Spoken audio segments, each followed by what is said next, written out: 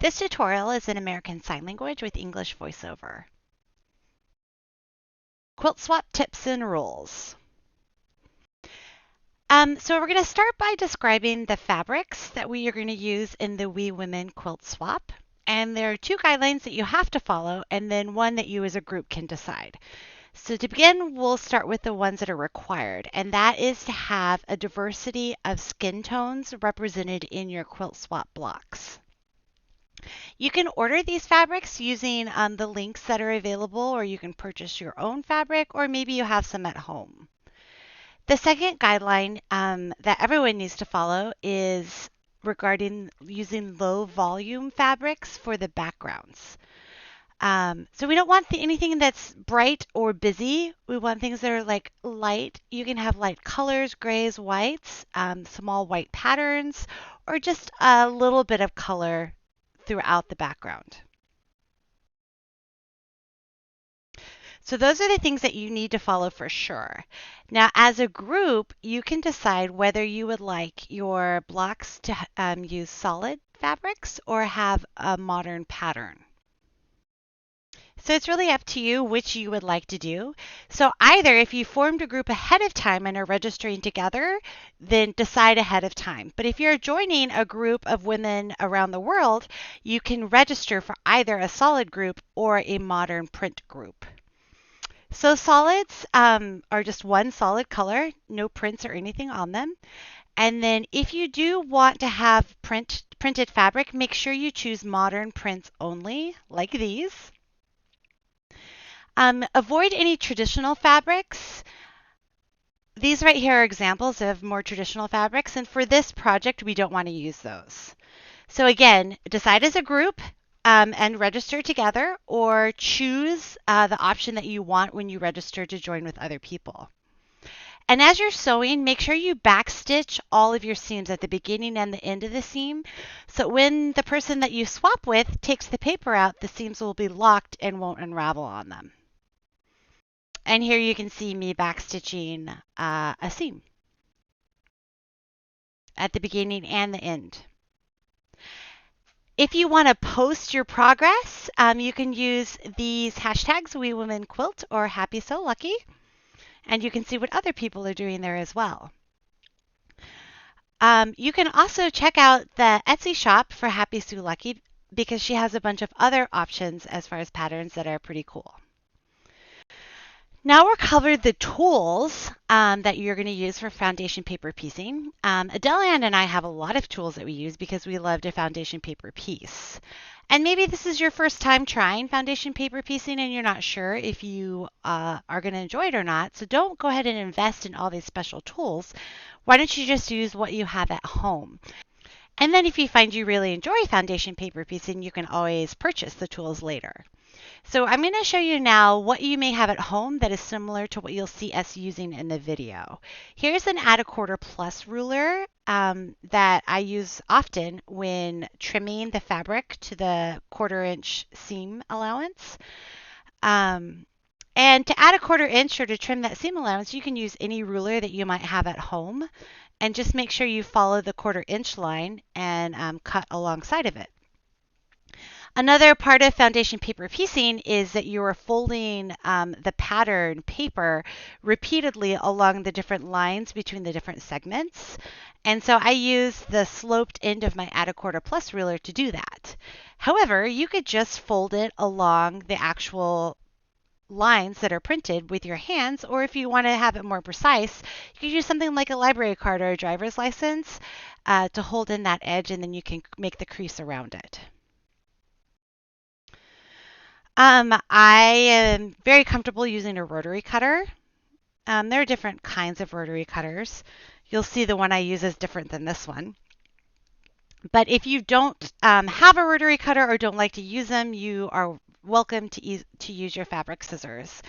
The only thing you need to do is that as you're doing it, you need to mark the seam allowance. I use a number 2 pencil, and then you can just cut along that line that you've marked, and you'll be fine. So once you have printed your pattern on the special papers that I reviewed in the other tutorial, don't use your fabric scissors to cut out that paper. It's better just to use paper scissors. Whatever you use at your home, use those because the paper can dull your fabric scissors. And we definitely want our fabric scissors to be nice and sharp. Let's get our fabric ready. So here you can see I'm cutting out this small piece in the corner.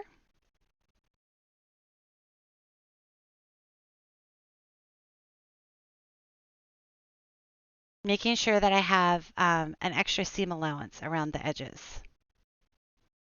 I moved on to my next segment here.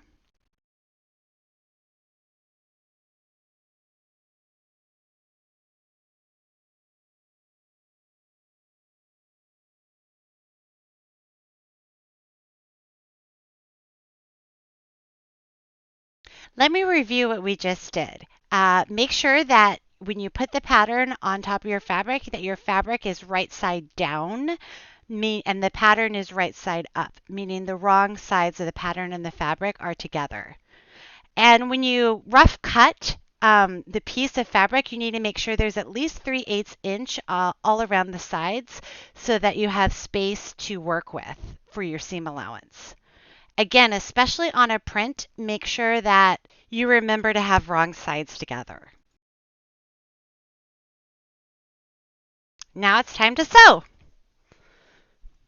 So when you're foundation paper piecing, we recommend that you use a 70-10 needle size. It's a little smaller and works better for foundation paper piecing. And you also need to use a very small stitch size, around 1.5, whatever your machine has that's close to 1.5. And you can see here that I am starting to glue my fabric onto the back of my pattern piece.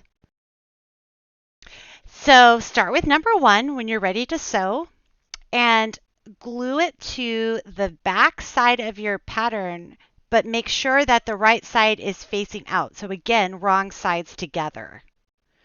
Foundation paper piecing has a process that you follow and that you repeat the same procedure of 5 steps. So take a minute now and look at what Kayla's doing, and then we'll review the 5 steps.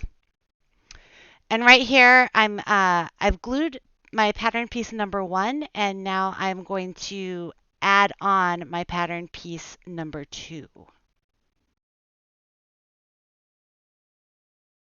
You can see that I am trimming my pattern piece number 1 with a 1/4 inch seam allowance on the opposite side of where I folded the paper. And this is now where I'm attaching pattern piece number 2, or my fabric piece number 2. Just going to make sure that I have enough space on all the sides. I'm actually going to trim it so that the seam allowances line up. Then I just fold back the paper and just kind of checking here, making sure it's all good. And again, remember that once you add that second piece of fabric, you need to make sure you at least have a 1/4 inch on all sides. You want to make sure that it's covered on all edges of number 2. And you can see that when it's folded, you can see that it's covered. If you can't see through your paper, you can kind of take a peek around the back. Carefully open up your paper and transfer the fabric pieces over to your machine, making sure that nothing gets folded in the process.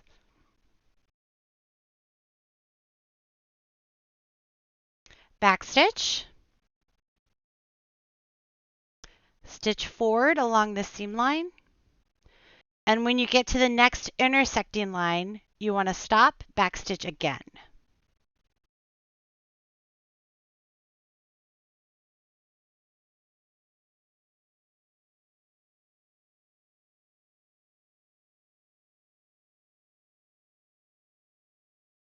And then you fold it back, get your seam roller out or an iron, and press it down.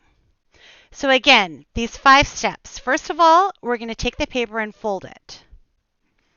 Then we are going to trim the fabric 1/4 of an inch beyond our folded line. We're going to add our second back fabric underneath and make sure that it will cover the next pattern piece on all sides with some overage. We're going to carefully fold the paper back flat so that we can then stitch it. And then you just go through those same steps as you add each of the next pieces of fabric. And here's a little infograph for you if that helps. Now this next segment that we're going to do may look complicated, but we have some tips that are hopefully going to help you. So we have this long section that's at an awkward angle. So again, my first step is to fold the fabric. And I'm actually not going to trim it until I've done this next step, because I know that when I rough cut, it's already uneven, and so I'm just going to trim both at once. So what you're going to do, again, because you want the angle to be correct so that everything lies smoothly and covers the pattern once you're done stitching. So with it folded, you add the piece to the back, again, right sides together. Right sides of the fabric together, and then just take a look at it. And as it's folded, as long as the new piece of fabric covers all of the area of the folded over piece, you'll be okay. And at this point, you just need to be very careful that when you transfer it, it stays in that exact place so that it ends up perfectly covering your next pattern piece. So I'm trimming.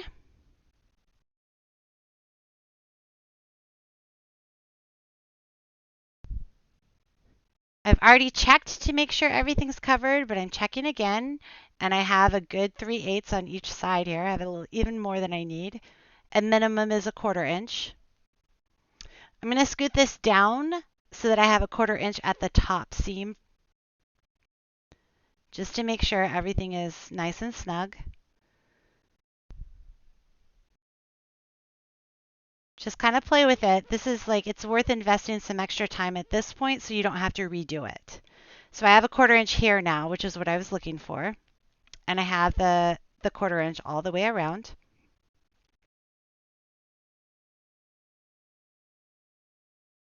I'm going to carefully fold that paper back so that I can stitch it. And I'm actually going to clip it because I'm nervous about the fabric shifting as I move it over to my machine.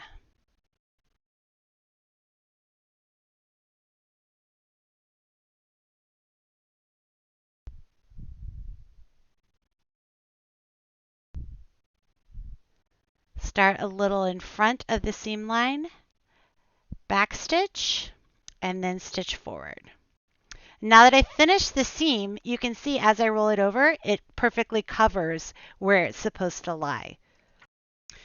Give this a good press with my seam roller. You can also use an iron.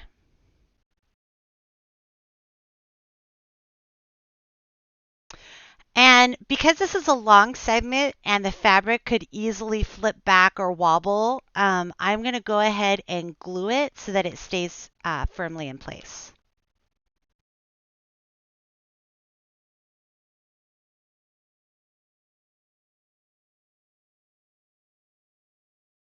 And there we go. So after you've finished all of the numbers on one segment, if you look at the back, there are two lines. One of them is dotted and one of them is solid. So you want to trim the piece using the solid lines. The dotted line is representing the 1/4 inch seam allowance that you will sew on. And as you do this, if you notice the tops, if there are any ends that are like flopping forward, go ahead and just secure those down. And that way, as you're connecting all the pieces together, you won't run into any trouble. So just glue those ends down. Then once you connect it, everything will work out perfectly and you won't get any fabric accidentally folded under your seams. All right, I'm going to go ahead and trim this block. I'm lining up my 1/4 inch line on the dotted section and then double checking that it's on the solid line, and then I just trim it.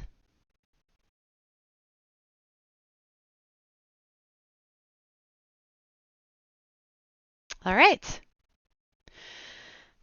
Now that we've created all these pieces, we are going to work on connecting them together. And the first two pieces that connect are these bottom ones. Follow the pattern. They have diagrams that show you which ones to connect. And if you are concerned about maintaining your 1/4 inch seam allowance, you can just mark with a pencil or a pen where you should be stitching, because you want to actually stitch all the way to the edge.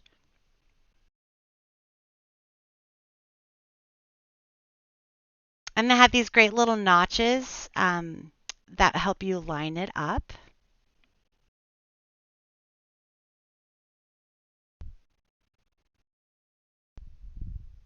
I'm a fan of these little clips to help me keep everything stable.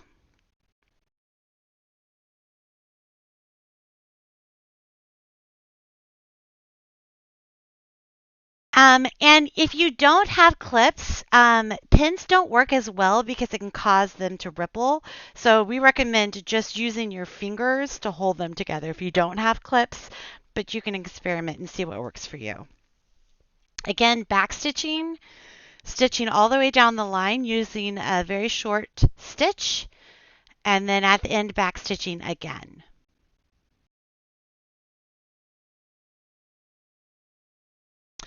And now you need to look at the pattern to figure out which way to press the seam allowance. And in this case, I'm pressing it towards this second leg. I'm just giving it a good roll. And we have the two legs. And now again, using the notches, line up the next piece, clip,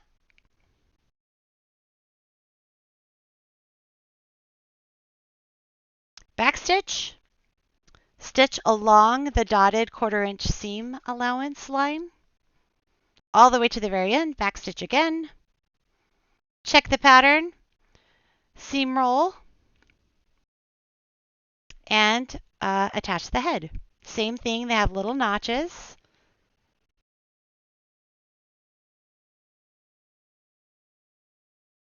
Again, backstitching at the ends of both of the seams. Checking again which way the seam should lie. And now we have this central section done. So the next thing we're going to tackle is attaching the sides, and it's a little bit more complicated because you have these critical matching points that you want to line up precisely so that the arm and the sleeve attach where they should.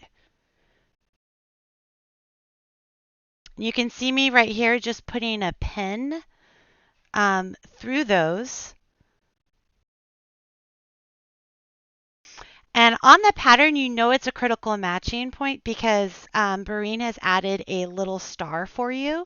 And it's not actually on the star, but it's at the intersection of your seam allowance that you're going to sew and the previous seam. So you want to put a pin through both of those intersections and make sure your pin is at a exactly perpendicular, and then that will make sure it's all lined up perfectly so that you'll be successful when you stitch it together. And you can just put a little clip there. It's really important to me that my seams match up. Don't take that burden on yourself if it's not that important to you.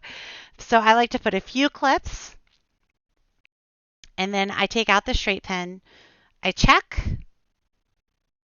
and it's looking good to me. It's looking like the sleeve and the shoulder will line up perfectly.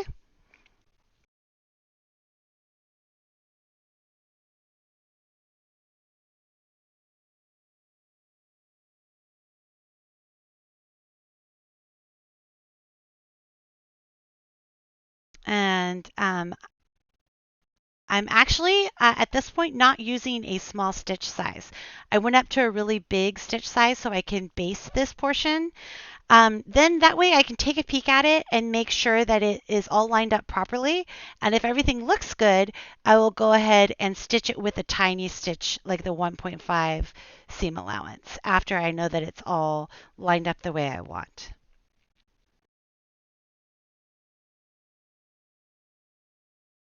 So I just pull it out. I have these big stitches that are just kind of holding it in place.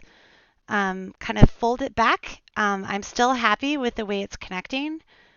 So I'm going to leave those basting stitches in and just clip the bottom portion. And then I've reduced my stitch size.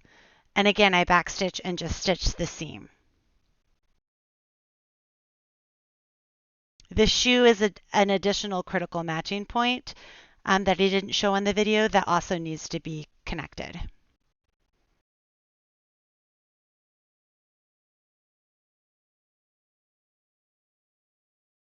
All right, so I'm going to roll this with the seam lying towards the outside, the arm section. And you can see that my shoe is lining up and my shoulder is lining up. So I am very happy with that. And now I'm going to do the whole, redo the whole same process for the opposite side.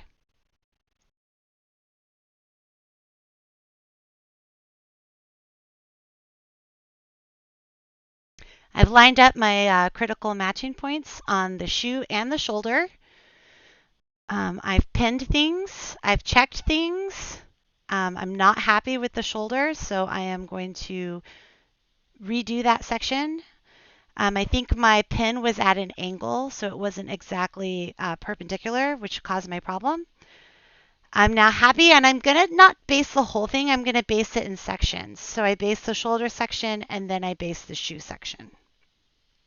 Everything looks good, and I'm happy. So I'm going to reduce my stitch size and stitch the entire seam. Back stitching at both ends. Pressing it according to the pattern directions, and I have my block. Look at these gray blocks. Keila is saying that was really fun. Adele Ann is saying, yes, it was. It's a really cool technique. Keila is saying, I just feel great too, because just that opportunity to sew all day with you, just feel like we kind of connected. Go ahead. Adele Ann is saying, you'll notice that she used solids and I used modern print on mine. Also, leave the paper on your block when you mail it. And then once whoever you swapped with gets the paper, they will then take it off. And Kayla's saying, yeah, and remember, the pattern actually has 6 women that you can make. And usually the groups for the swap are going to be 4. So you can kind of decide which of those 4 you want to make. So excited. Adele is saying, I'm really curious to see theirs. And Kayla's saying, I hope they post them. Bye. Happy So Lucky actually has other YouTube videos that give you tips and techniques for foundation paper piecing. They have them in American Sign Language that we created, but also some in English. So check those out at the link provided.